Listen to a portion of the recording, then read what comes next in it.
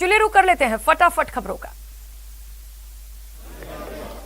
विजय रूपाणी के इस्तीफे के बाद गुजरात के नए मुख्यमंत्री भूपेंद्र पटेल बनाए गए हैं। बीजेपी विधायक दल की बैठक में नए मुख्यमंत्री के नाम का ऐलान हुआ। भूपेंद्र पटेल घाटलोडिया सीट से विधायक हैं। उनके नाम का प्रस्ताव विजय रूपाणी ने रखा था। बीजेपी विधायक दल की बैठक में फाइनल मुहर भूपेंद्र पटेल के नाम पर लगी। भूपेंद्र पटेल ने अपने नाम का ऐलान होने के बाद प्रधानमंत्री नरेंद्र मोदी, गृह मंत्री अमित शाह और बीजेपी अध्यक्ष जेपी नड्डा का शुक्रिया अदा किया। जम्मू कश्मीर के श्रीनगर के खायन्यार इलाके में आज आतंकवादी हमला हुआ, जिसमें एक पुलिस अधिकारी के घायल होने की खबर सामने आई। घायल अधिकारी को इलाज के लिए अस्पताल भेजा गया है। कांग्रेस महासचिव प्रियंका गांधी इन दिनों प्रदेश के दौरे पर हैं। 2 दिन तक वे लखनऊ में रहीं, जहां पर उन्होंने पार्टी नेताओं और कार्यकर्ताओं के साथ बैठक की। लखनऊ के 2 दिनों के दौरे के दौरान प्रियंका गांधी ने कांग्रेस छोड़ चुके पुराने नेताओं और कार्यकर्ताओं के बारे में संगठन के पदाधिकारियों और सचिवों से सवाल जवाब भी किया।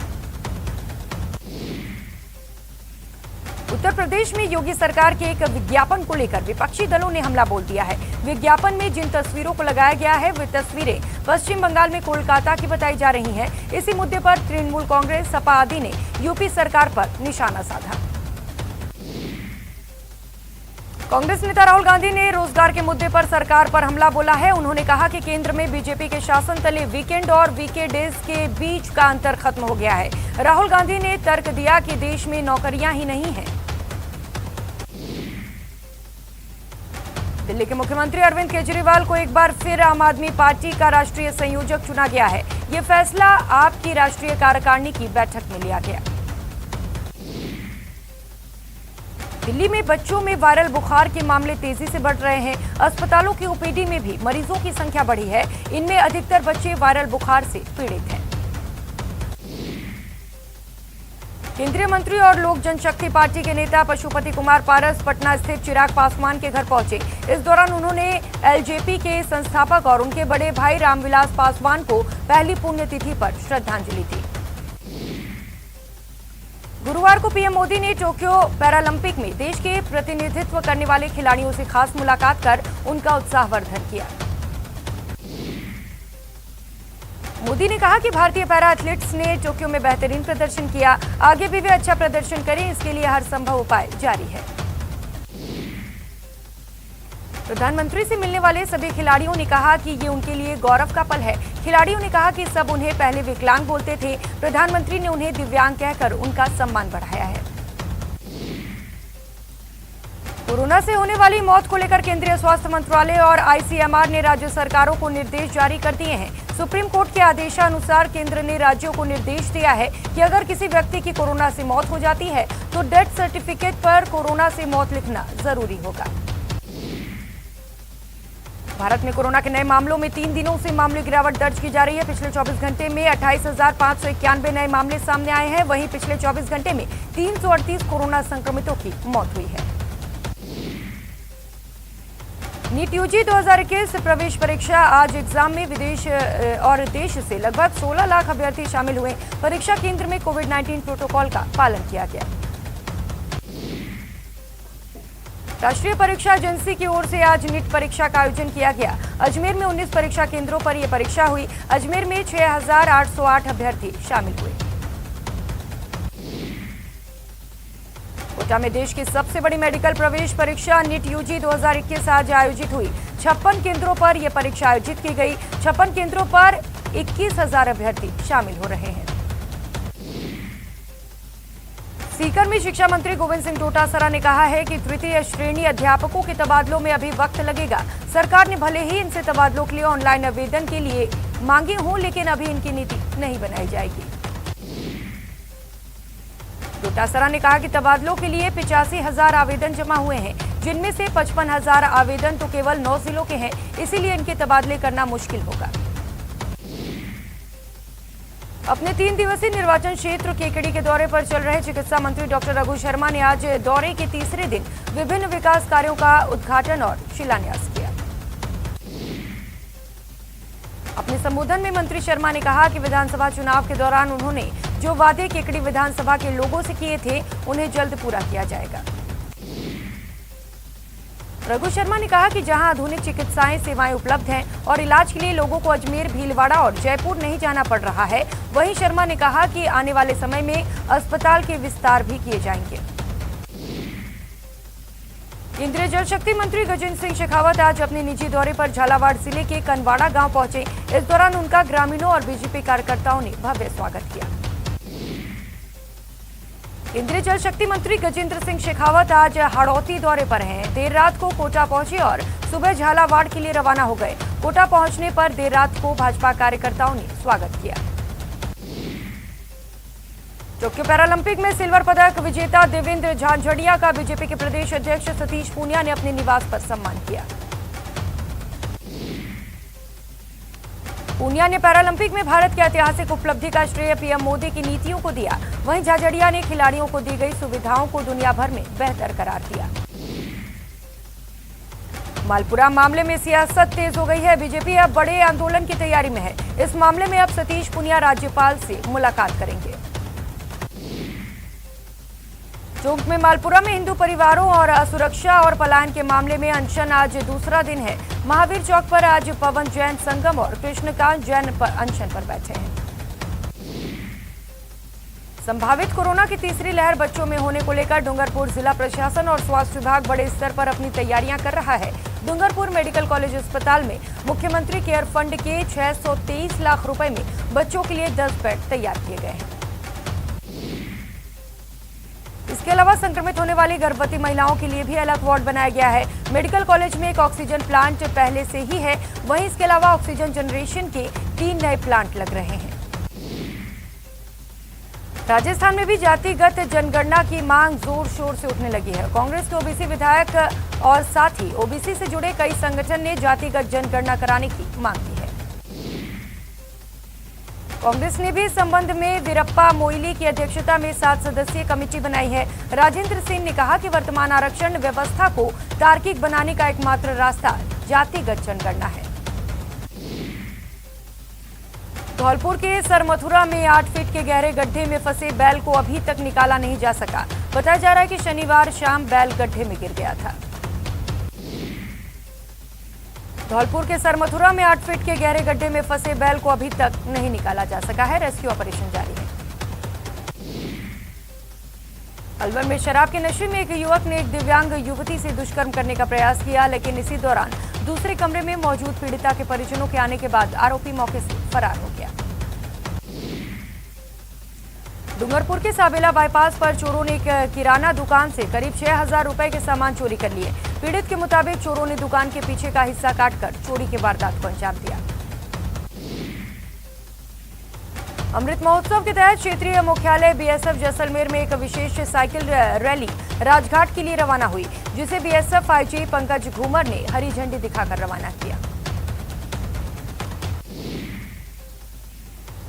जालौर जिले में 3 दिनों से कहीं तेज बारिश तो कहीं हल्की बारिश का दौर जारी है। फसलों के जल जाने के बाद अब बारिश आ रही है, जिसका उन किसानों को तो फायदा नहीं मिल रहा है, लेकिन फिर भी पानी और पशुओं के लिए चारा उपलब्ध हो जाएगा।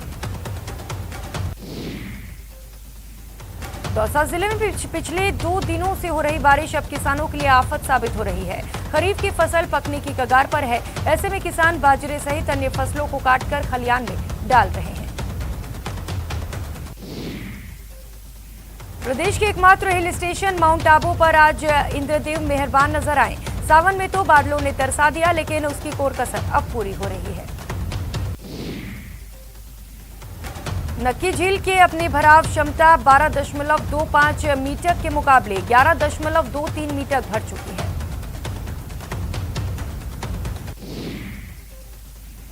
उदयपुर में सायरा ग्राम पंचायत क्षेत्र की कई मुख्य सड़कें इन दिनों जर्जर हो रही हैं। लगातार हो रही बारिश के चलते सड़कों पर वाहन चलाना मुश्किल हो चुका है। दिल्ली में बारिश का दौर लगातार जारी है। यहां 1944 के बाद इस बार सितंबर महीने में सबसे अधिक बारिश दर्ज की गई।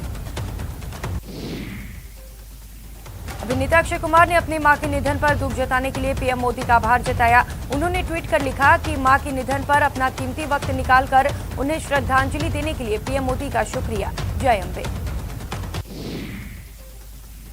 कोटपुतली के एसडीएम ने एसएचओ और आरटीआई एक्टिविस्ट के खिलाफ मामला दर्ज किया है, जिसमें एसडीएम को जान से मारने की धमकी दी गई थी। भरतपुर में पिस्तौल लहराते हुए डीजे की धुन पर पिस्टल लहराने का वीडियो वायरल हुआ है, जिस पर बयाना थाना अधिकारी ने कहा कि वीडियो के आधार पर जांच की जा रही है। अलवर जिले के नीमराना थाना क्षेत्र की मधु किन्नर को धमकी मिली है। 3 दिन से लगातार बदमाश किन्नर को घर पर आकर धमका रहे हैं। ये धमकी 10 लाख रुपए की रंगदारी को लेकर दी गई है। पीड़ित किन्नर ने इस संबंध में मुकदमा दर्ज कराया। नागौर जिले की पांचौड़ी थाना पुलिस ने एक तस्कर से 235 किलोग्राम डोडा पोस्त चूरा जब्त किया। पुलिस ने मुखबिर की सूचना पर सोननगर सरहद में घर पर छापेमारी की, जहां एक गुफानुमा कमरे में डोडा चूरा पोस्त रखा हुआ था। राजसमंद में चोरी के आरोप में दुकानदारों में एक शख्स को पकड़ लिया और उसकी धुनाई कर डाली और बाद में उसे कांकरोली थाना पुलिस के हवाले कर दिया। प्रतापगढ़ कोतवाली क्षेत्र में पिछले दिनों चेनिया खेड़ी गांव में हुई फायरिंग के मामले में पुलिस ने 4 आरोपियों को गिरफ्तार किया है। शहर पुलिस ने 4 आरोपियों के साथ एक बंदूक, धारदार तलवार और 1500 रुपए भी बरामद किए। श्रीगंगानगर में इंदिरा गांधी नहर किनारे लावारिस हालत में मिली कार के मामले को लेकर युवक के नहर में गिरने की आशंका सही साबित हुई है। ब्रेक के बाद आप सभी का स्वागत है। कोरोना महामारी से बचाव का सबसे कारगर तरीका वैक्सीन है, क्योंकि वैक्सीन ही बॉडी के इम्यून सिस्टम को लड़ाई के लिए तैयार करती है। लेकिन कम ही लोग ये जानते हैं कि इम्यूनिटी बूस्ट होने के चलते टीका कई और गंभीर बीमारियों से निपटने के लिए भी कवच का काम कर रहा है।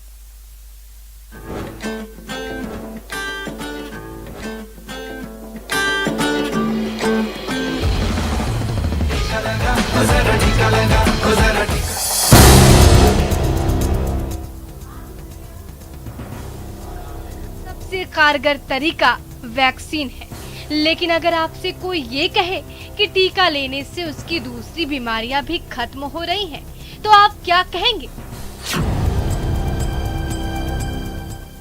जी हाँ, ये दावा है मध्य प्रदेश के कलेक्टर ऑफिस में स्टेनो के पद पर तैनात राकेश श्रीवास्तव का। राकेश लंबे वक्त से अनिद्रा से परेशान थे, लेकिन जैसे ही उन्होंने टीके का डोज लिया, उनकी ये परेशानी खत्म हो गई। वैक्सीन लगने से मेरे को मतलब नींद की जो समस्या थी, कई नींद नहीं आती थी, उससे वैक्सीन लगने के बाद अच्छी नींद आने लगी। मुझे ऐसा लग रहा है कि वैक्सीन से ये परिवर्तन हुआ है, तो मैं चाहता हूँ और लोग भी वैक्सीन लगवाएं। राकेश अब खूब अच्छी नींद ले रहे हैं। इनका दावा है कि टीके की बदौलत ही इनकी परेशानी दूर हुई है, लेकिन ये दावा सिर्फ राकेश का नहीं है। विदिशा के रहने वाले 70 साल के बुजुर्ग का भी कुछ ऐसा ही दावा है, जो सालों से घुटने के दर्द से परेशान थे। इनकी माने तो टीके का डोज लेते ही इनकी परेशानी छूमंतर हो गई। मुझे घुटना दुखाते, भूख नहीं लगाती, नींद नहीं आती, तो खूब तो नींद आ रही है और खूब खाना भी खा रहा हूँ। टीके का फायदा गिनाने वाले लोगों की तादाद इतनी ही नहीं है। ऐसे कई लोग हैं जो वैक्सीनेशन की जादुई असर की तारीफ करते नहीं थक रहे। लिहाजा हमने इस बारे में अटल बिहारी मेडिकल कॉलेज के डीन सुनील नंदेश्वर से बात की और उन्होंने जो बताया उसने तो जैसे इस पहेली को ही सुलझा दिया। कि जैसे जो दूसरे वायरस होंगे इसके अलावा, जिसके कारण से किसी को इन्फेक्शन हो रहा होगा या किसी कोई तकलीफ रह रही होगी, तो वो एंटीबॉडी जो है ऐसे वायरस को भी थोड़ा बहुत इफेक्ट करती होगी, तो जिसके कारण से ऐसा लग रहा होगा लोगों को कि उनकी जो है बीमारियां, दूसरी बीमारियां जो है वो कम हो रही है। बेशक टीका लेने के बाद इंसान के अंदर की रोग प्रतिरोधक क्षमता कई गुना बढ़ जाती है, जो कोरोना महामारी के साथ साथ कई और तरह की संक्रामक बीमारियों में भी असरदार भूमिका निभाती है, जिसका फायदा लोगों को मिल रहा है। बहरहाल उम्मीद है आप भी वैक्सीन की ताकत समझेंगे और जल्द से जल्द इस संजीवनी की डोज लेंगे। Bureau report, news city network.